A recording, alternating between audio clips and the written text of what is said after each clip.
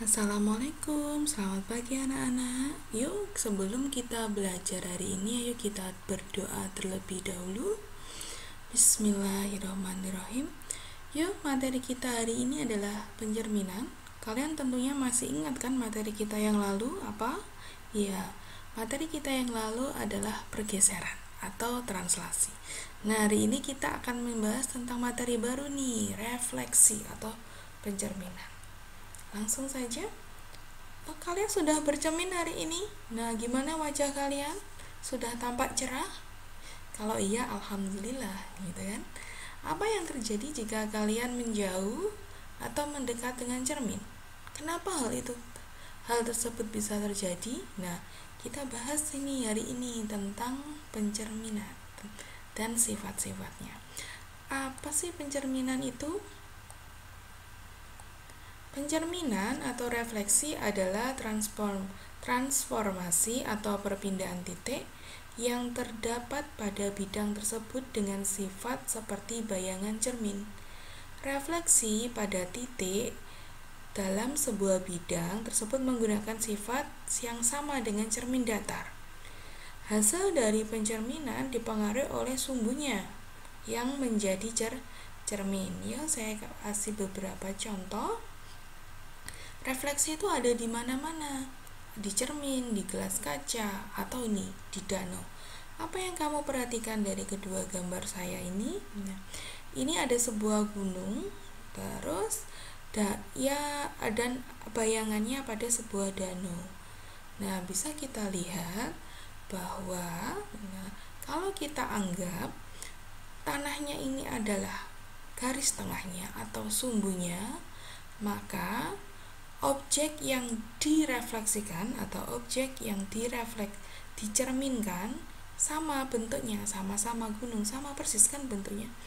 Lalu jarak antara titik puncak gunung ini yang asli akan sama dengan jarak antara bayangannya yang ada di danau ke titik puncak. Jadi, sifat pencerminan itu setiap titik memiliki jarak yang sama terhadap garis tengahnya, baik dengan objek yang asli maupun dengan bayangannya. Jaraknya akan sama. Terus pantulannya memiliki ukuran yang sama dengan gambar aslinya.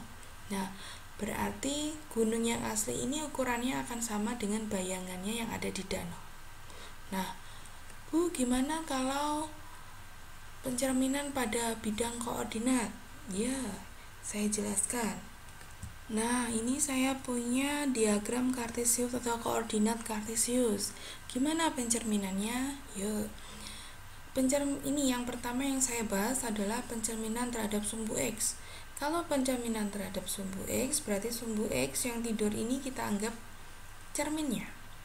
Contoh, kalau saya punya A, nah, min 6,6 dicerminkan terhadap sumbu X, maka bayangannya ini di sini A aksennya min 6, min 6. Nah, kita lihat jarak sumbunya ini ke objeknya, ke A 6 kotak kan, maka bayangannya ya harus kita tarik 6 kotak juga ke bawah gitu. Berarti hasilnya bayangannya akan jadi negatif 6, negatif 6. Lagi Bu, contoh nih, misalkan yang bawah titik D 7, min 6 cerminkan terhadap sumbu X ini. Nah, bayangannya akan di atasnya dong, ya kan? Berarti hasilnya 7,6. Nah, kamu lihat perubahannya. Kalau yang tadi A min 6,6 bayangannya di sini. Jadinya min 6, min 6. Kalau lagi nih D 7, negatif 6 bayangannya di sini 7,6. Berarti apa ini yang berubah? Ya, yang berubah angka di sumbu Y-nya. Yang negatif jadi positif, yang positif jadi negatif.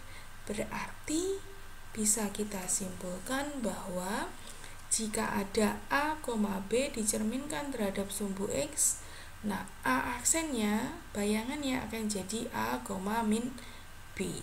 Nah, lalu kita lanjutkan. Kalau pencerminan terhadap sumbu Y bagaimana? Pencerminan terhadap sumbu Y berarti kita anggap yang berdiri ini akan menjadi cermin. Yo, misalkan titik apa ini? Titik C. Nah, titik C dicerminkan terhadap sumbu Y, ini cerminnya yang berdiri, maka bayangannya menjadi 4,-3. Ini perhatikan yang berubah yang mana? Yang berubah angka di X-nya. Min 4 jadi positif 4. Satu lagi. Dicerminkan terhadap sumbu Y. 3,4 kita cerminkan terhadap sumbu Y. Jaraknya sama ya, sama-sama 3 kotak. Nah, ini gimana ini? Yang berubah apanya? Sama Bu, yang berubah angka di X-nya. Jadi 3 jadi min 3. Maka bisa kita simpulkan kalau pencerminan itu terhadap sumbu Y, maka jika ada A, B, bayangannya akan jadi min A, B. Nah, apa cerminnya selalu lurus Bu? Tidak, cerminnya bisa miring seperti ini. Garis miring ini dinamakan dengan Y sama dengan X. Nah, ini Y sama dengan X. Kalau kita cerminkan titik A terhadap garis Y sama dengan X, hasilnya bagaimana ya? Nah, ini dia hasilnya. Kalau titik A dicerminkan terhadap garis Y sama dengan X, kita lihat, kita hitung kotaknya. 1, 2, 3, 4, 5, 6. Miring ke, kalau objeknya itu miring ke atas 6 ya. Berarti bayangannya juga miring ke bawah juga 6. Nah, berarti ketemu nih bayangannya A aksennya ada di sini. Jadi min 6,6 jadinya akan 6,-6. Nah, berarti kita simpulkan apa ini kalau pencerminan terhadap sumbu Y sama dengan X. Nah, kita simpulkan kalau pencerminan terhadap Y sama dengan X, nah, maka jika ada A, B, bayangannya atau A aksennya jadi kebalikannya nih, dibalik B, A. Nah, apakah ada lagi Bu garisnya? Ada. Nah, saya ringkaskan. Nah, ini untuk lebih mudahnya ini saya buat ringkasan rumus pencerminan. Siapkan catatannya dan perhatikan dengan benar. Kalau sudah hafal rumus ini, kalian tidak usah menggambar-gambar lagi. Nah, macam-macam percerminan. Yang pertama, sumbu X yang seperti tadi ilustrasinya. Jika ada A, B dicerminkan terhadap sumbu X, A aksennya akan A, min B yang berubah angka di Y-nya. Lalu yang kedua, pencerminan terhadap sumbu Y. Jika ada A, B, ini yang berubah yang A-nya saja, A-nya yang depan saja, angka di X. A aksennya akan jadi min A, B. Lalu kalau Y sama dengan X, maka ini dicerminkan terhadap garis Y sama dengan X, A, B, A aksennya akan dibalik B, A. Lalu yang keempat, jika Y sama dengan min X, nah ini kebalikannya, miring, sama-sama miring, maka pencerminannya tinggal dikasih min, habis dibalik dikasih min, berarti A, B hasilnya akan jadi min B, min A. Lalu sifat yang kelima, jika X sama dengan H ini apa? H ini angka ya. H ini adalah angka, bisa angka 1, 2, 3 dan seterusnya. Nah, rumusnya jika dicerminkan terhadap X sama dengan H, A, B hasilnya akan 2H, berarti 2 kali H dikurangi A, B. Berarti yang Y-nya tetap, yang X-nya yang berubah seperti ini. Nanti saya kasih contohnya.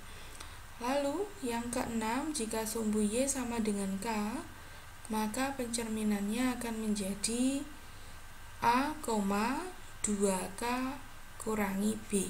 Nah, untuk lebih jelasnya saya punya latihan soal dan pembahasannya. Perhatikan ya.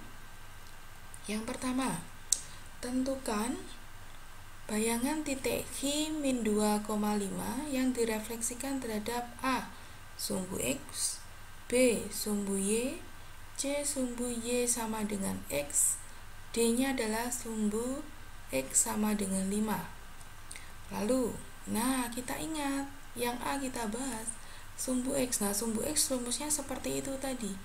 Berarti, nah, bisa kita, kalau Q min 2,5, direfleksikan, M itu adalah lambang refleksi, direfleksikan terhadap sumbu X, nah, maka hasilnya, oh ini yang berubah yang B. Berarti 5-nya, ini positif jadi negatif. Berarti 5-nya jadi min 2, min 5. Ini penulisannya harus seperti ini ya. Nah, M ini adalah lambang refleksi, berarti penulisannya harus seperti ini. Lalu yang B, ini rumusnya kalau pencerminan terhadap sumbu Y. Yang berubah adalah A-nya. Yang positif jadi negatif. Nah, berarti kalau min 2,5, nah, ini kan berarti direfleksikan terhadap sumbu Y. Ini kan berarti negatif dikalikan lagi negatif. Negatif dikalikan lagi negatif, hasilnya akan positif. Berarti hasilnya Q aksennya adalah 2,5. Ingat, penulisannya harus seperti ini. Lalu yang C, sumbu Y sama dengan X. Oh, tinggal balik saja. Yang depan jadi belakang, belakang jadi depan. Berarti sumbu Y sama dengan X, jika Q-nya min 2,5, maka dicerminkan terhadap Y sama dengan X, maka hasilnya jadi 5, min 2. Nah, ini yang terakhir. Nah, X sama dengan H. Nah, H-nya ini digantikan dengan 3. Nah, berarti gimana jika Q min 2,5 direfleksikan terhadap X sama dengan 3, berarti yang berubah yang X-nya saja kan? Berarti Q-nya ya dimasukkan ke rumus ini, hanya diganti 3. Q aksennya 2 kali 3 dikurangi A-nya tadi negatif 2. Kurangi negatif 2. Nah, ini min ketemu min, hasilnya apa? Plus, berarti 6 tambah 2. 6 tambah 2 adalah 8. Berarti Q aksennya adalah 8,5. Nah, mudah bukan?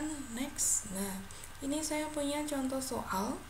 Kalau tindakannya ada 2, berarti ini ada translasi, kemudian direfleksi. Sebuah titik B4,9 ditranslasikan pada titik min 6,4, kemudian direfleksikan pada sumbu Y sama dengan min 4. Berapa bayangannya? Nah, karena ada 2 tindakan, maka nanti bayangannya aksennya ada 2 atau double aksen namanya. Yuk, saya bahas. Ada titik 4,9. Translasi, masih ingat translasi? Kalau translasi itu berarti ditambah. Ya, ditambah berarti B aksennya untuk tindakan pertama berarti tinggal tambahkan saja. 4 ditambah min 6, 9 ditambah 4. Nah, hasilnya B aksennya berapa? B aksennya min 2,13. Nah, ini hasil translasinya. Nah, habis ditranslasikan, kita refleksikan. Nah, kita refleksikan, jadi Y sama dengan negatif 4. Kalau direfleksikan terhadap Y sama dengan negatif 4, rumusnya apa tadi? Rumusnya yang 2K min B, gitu kan? Nah, berarti min 2-nya tetap min 2. Nah, ini K-nya ada di sini, di min 4 ini. Berarti 2 kali min 4 ditambah ini 13. Kan hasilnya translasi tadi 13. Nah, jadi B double aksennya adalah min 2. Lah, ini 2 kali min 4 kan min 8. Min 8 tambah 13 adalah 5. Nah, cukup jelas bukan? Cukup mudah juga asal hafal rumusnya dan mengerti titiknya. Oke, itu pembelajaran kita hari ini. Terima kasih atas perhatiannya. Jika ada pertanyaan, jangan lupa untuk bertanya, jangan malu bertanya. Silahkan, jangan menunda-nunda tugasnya juga. Nah, jaga kesehatan. Jangan lupa pakai masker kalau sedang keluar rumah. Saya akhiri pembelajaran kita hari ini. Sampai jumpa minggu depan. Wassalamualaikum warahmatullahi wabarakatuh.